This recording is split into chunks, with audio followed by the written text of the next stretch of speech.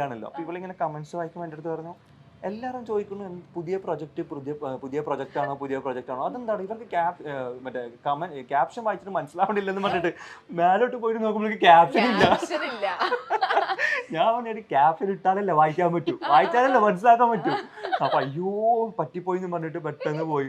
അപ്പൊ ഈ ഇൻസ്റ്റയിൽ ഇടുമ്പോൾ ഓട്ടോമാറ്റിക്കലി കണക്റ്റഡ് ടു ഫേസ്ബുക്ക് ആണ് എന്റേത്. അപ്പൊ എന്റേതാണ് ഇടുന്നത്. അപ്പോ ഇതേപോലെ സംഭവം അതിലും സംഭവിച്ചു. അങ്ങനെ രണ്ടിടത്തും പോയിട്ട് കോപ്പി പേസ്റ്റ് ചെയ്തതിന് ശേഷമാണ്. ബട്ട് സ്റ്റിൽ എന്നിട്ട് പോലും ആൾക്കാർ ഇത് ഒഫീഷ്യലായിട്ട് എടുത്തിട്ടില്ല.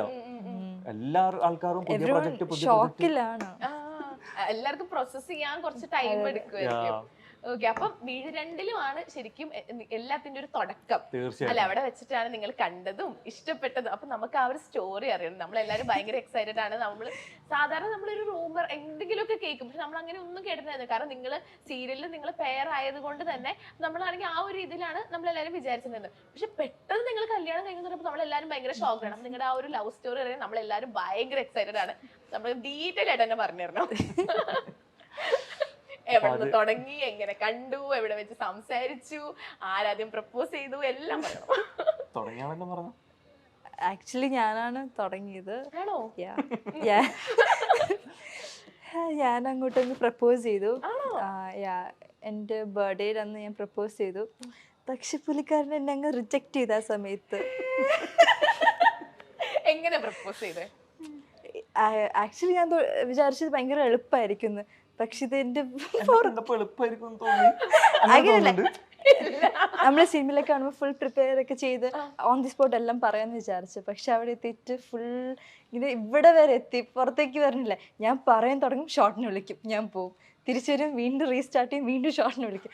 അങ്ങനെ 2-3 പ്രാവശ്യം ബ്രേക്ക് ആയതിനു ശേഷം ഞാൻ പറഞ്ഞു. അപ്പോഴും ബ്ലഷ് ഒക്കെ അടിച്ചായിരുന്നു, പക്ഷെ അത് റിജക്ട് ചെയ്ത്. ക്ലൂ ഉണ്ടായിരുന്നോ ഈ കുട്ടിക്ക് എന്നെ ഇഷ്ടമാണെന്നുള്ള എന്തെങ്കിലും ക്ലൂവോ എന്തെങ്കിലും ഉണ്ടായിരുന്നോ?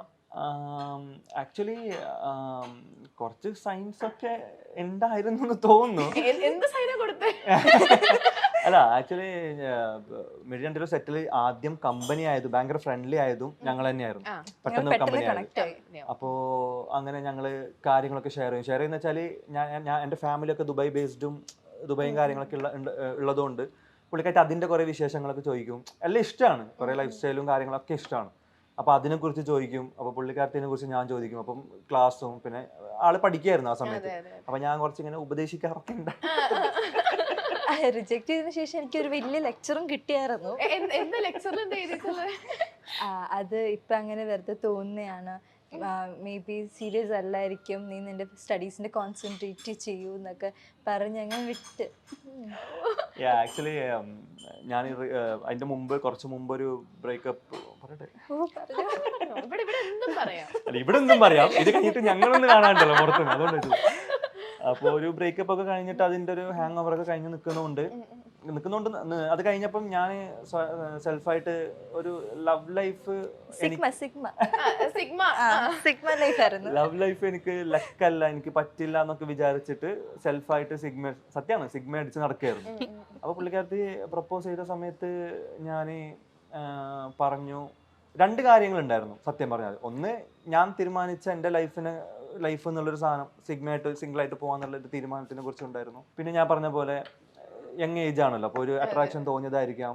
കാരണം അങ്ങനെ ഒരു എന്താ പറയാ, ഒരു ഏജിന്റെ ഒരു ക്രേസ് ആയിരിക്കും. കാരണം ഈ ഏജിലും എനിക്കും ഉണ്ടായിരുന്നു ഇഷ്ടംപോലെ കാര്യങ്ങളൊക്കെ.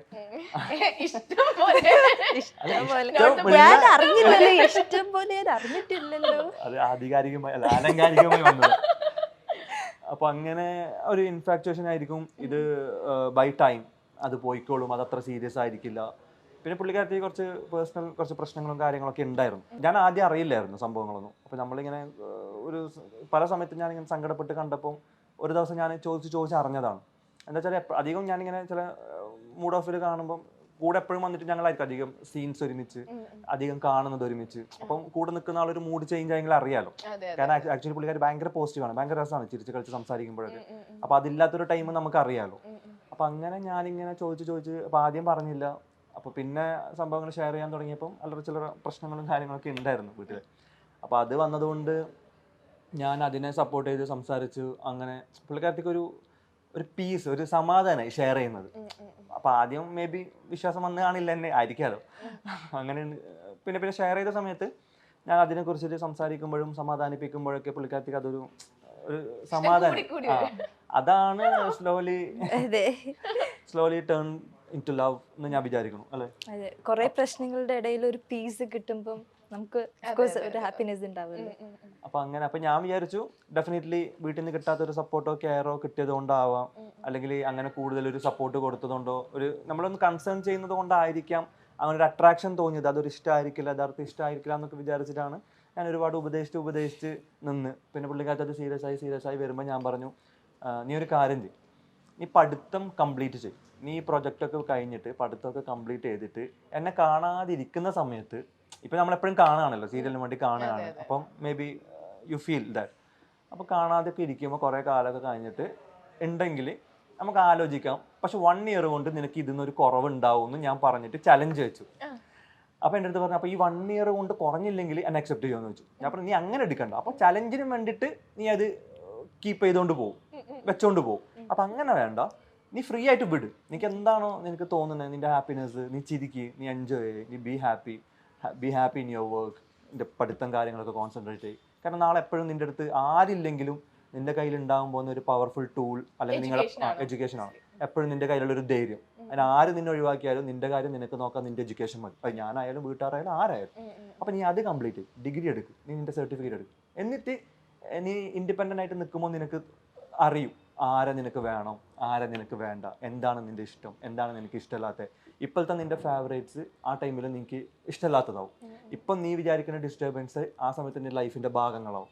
അപ്പം നീ അങ്ങനെ ഇൻഡിപെൻഡൻ്റ് ആവുന്ന സമയത്ത് നീ തീരുമാനിക്കും. എന്നിട്ട് നീ ആ സമയത്ത് നിനക്ക് തോന്നുന്നെങ്കിൽ വാന്ന് പറഞ്ഞു. അങ്ങനെയൊക്കെ പറഞ്ഞിട്ട് ഇതായി. പിന്നെ മിഡിലും അൺലക്കിയിൽ എനിക്ക് മിഡിലിൽ കുറച്ച് ഡേറ്റ് ക്ലാഷ് പ്രശ്നങ്ങളൊക്കെ ആയിട്ട് എനിക്ക് മാറേണ്ടി വന്നു. അല്ല, ഞാനൊരു തമിഴ് പ്രൊജക്റ്റും കാര്യങ്ങളൊക്കെ ആയിട്ട് ഒരു ഡേറ്റിൽ, അപ്പം ഞങ്ങൾക്ക് മീഡിയ നിന്ന് മാറിയത്. എനിക്കൊരു ഡേറ്റ് ക്ലാഷിന്റെ പ്രശ്നം ഉണ്ടായിരുന്നു, ഒരു തമിഴ് പ്രൊജക്റ്റ് ആയിട്ടുള്ള.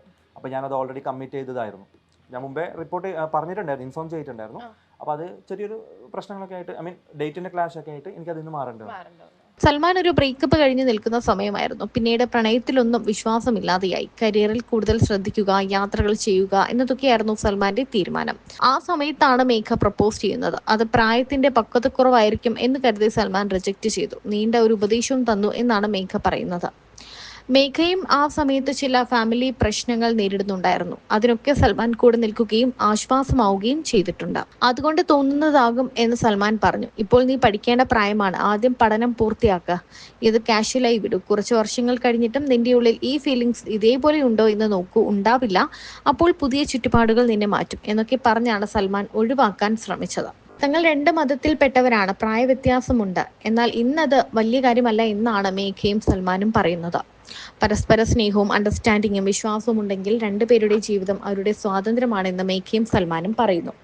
അതേസമയം മേഘയ്ക്ക് സൽമാനോട് ഒരു താല്പര്യമുണ്ട്, ഒരു ഇഷ്ടമുണ്ടെന്ന് മേഘയുടെ വീട്ടിൽ അറിയാമായിരുന്നു. ഈ 2 വീട്ടുകാർക്കും ഇങ്ങനെ ഒരു വിവാഹത്തോട് താല്പര്യമില്ലായിരുന്നു. എന്നാൽ കൂടി മേഘയുടെ അച്ഛൻ വിവാഹ സമയത്ത് രജിസ്റ്റർ ഓഫീസിൽ എത്തി അനുഗ്രഹിച്ചു എന്നും ഇവർ പറയുന്നുണ്ട്.